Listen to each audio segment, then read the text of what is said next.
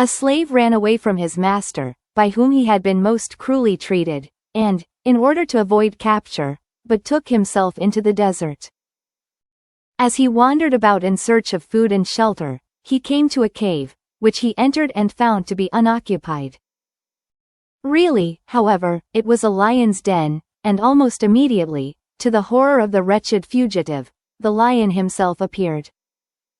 The man gave himself up for lost, but, to his utter astonishment, the lion, instead of springing upon him and devouring him, came and fawned upon him, at the same time whining and lifting up his paw.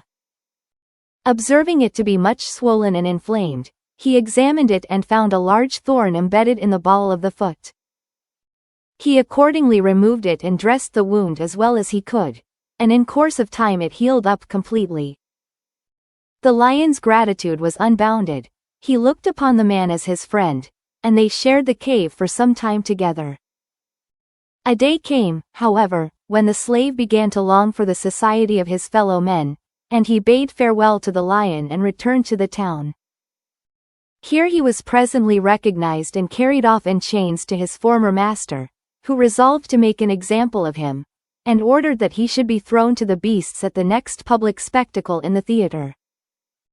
On the fatal day the beasts were loosed into the arena, and among the rest a lion of huge bulk and ferocious aspect, and then the wretched slave was cast in among them.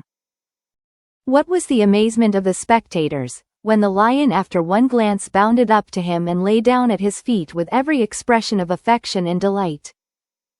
It was his old friend of the cave.